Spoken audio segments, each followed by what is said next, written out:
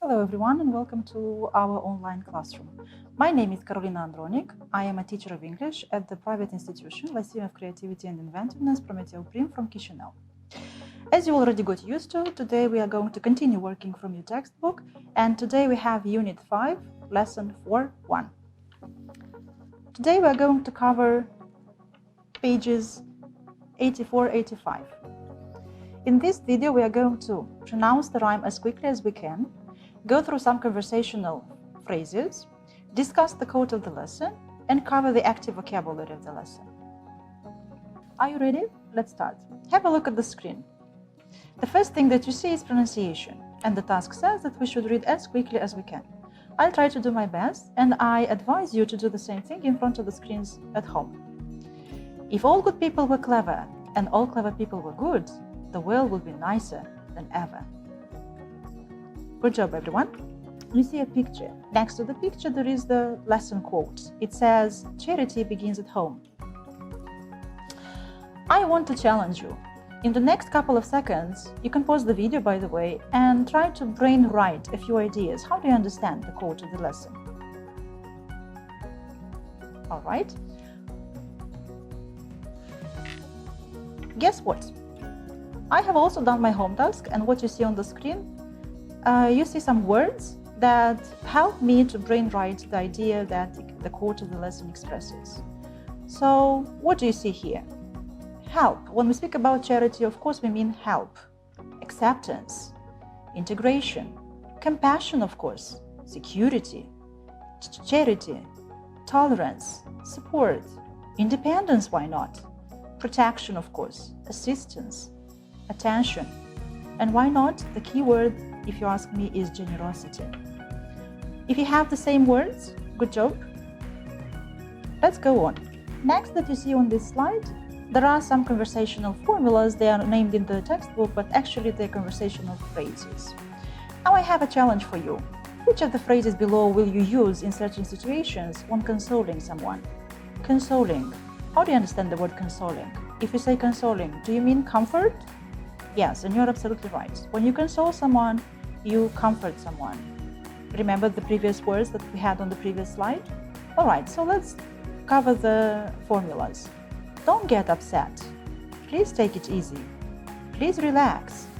It is not as bad as you think. All right, and we have some responses.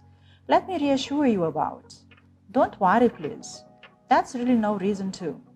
So these are some of the key phrases that you can use when comforting or consoling somebody. Good job, everyone. Have a look at the picture that you have on this slide. Do you recognize the symbols? Yes, that's right.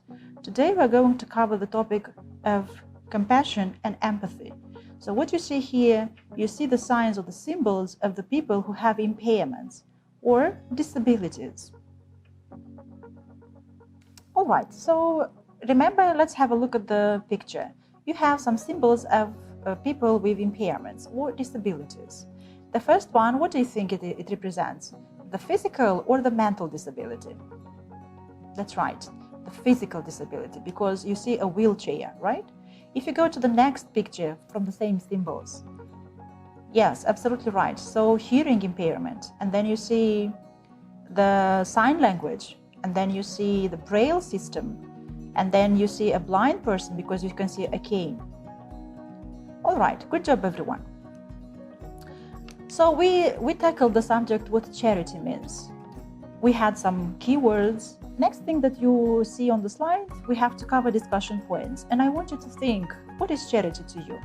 Try to jot down the first things that come into your mind. And then after that, I want you to think about whether you participated in any charitable acts, or maybe you have taken part in any charitable events, maybe at your school, maybe in your community.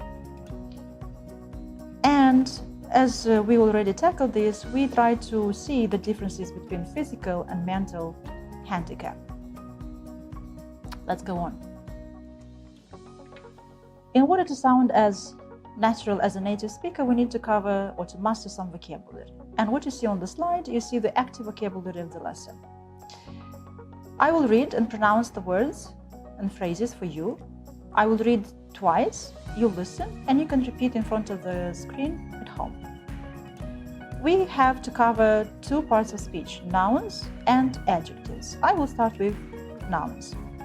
Handicap, lack, shortage, deficiency, ability, disability, compassion, empathy, sympathy, charity, braille system, crutch, and dot. Let's go to the adjectives. Deaf, deprived, blind, severe, dumb. Pay attention to the silent letters. Now it's your turn to practice. Remember, you can always pause the video and repeat as many times as you want. Good job, everyone. Let's go on. All right, time to practice. What you see on the slides, there is an exercise, and the task says that you need to replace the underlined words in the sentences with one of the words below. The words are in green. You can pause the video, work individually. Welcome back. Let's check together. In spite of her mental deficiencies, she manages to do a good job. So the word that you see underlined is deficiency, and if you have written disability, good job. You feel pity when looking at people with physical disabilities. Now have a look, pity and physical disabilities. Compassion, pity, and physical disabilities, handicap. After an accident, he temporarily lost his walking capacity. We have capacity here. And if you have written ability, good job. My cousin broke his leg, so he used a support when walking. If you have written crutch, good job. And the last sentence, he has been suffering from a serious illness since his childhood. Serious. If you have written severe, well done. Now don't worry if you don't have the same answers as you see on the slide. You can always practice, because practice makes perfect. Let's go on. Another challenge for you, another practice activity. This time you have to match the words with their definitions. Now the same thing, you can pause the video, work individually, and then we come back and check together. Ready? Let's check. So what deprived means? Deprived, this is kept from having things. Shortage, not enough or not at all. Lack, not enough. Now pay attention, shortage and lack, there is a slight difference. Shortage, not enough or not at all, and lack, not enough. Charity, kind and generous attitude. So pay attention, charity, this is attitude.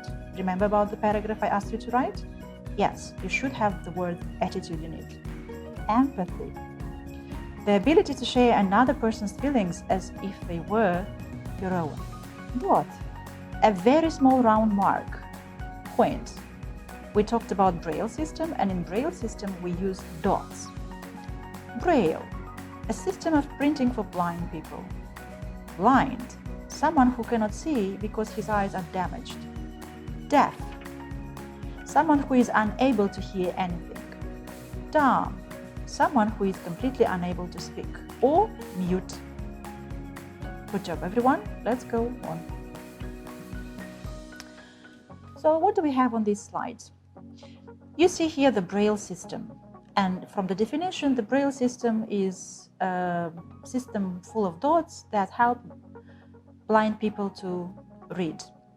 I have challenged myself, and what you see below the Braille system, you see my name written in Braille system.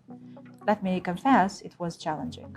I know that previously you have studied the sign language, and you have the alphabet here on this slide, and you also have a phrase, I love you. I also love you. We're about to finish Lesson 4, first part of Unit 5. Let's recap what we have studied in this video. Today we pronounced the rhyme as quickly as we could, went through some conversational phrases, discussed the quote of the lesson, and of course we covered the active vocabulary of the lesson. Thank you for watching. See you in the next video. Stay home and learn English. Bye!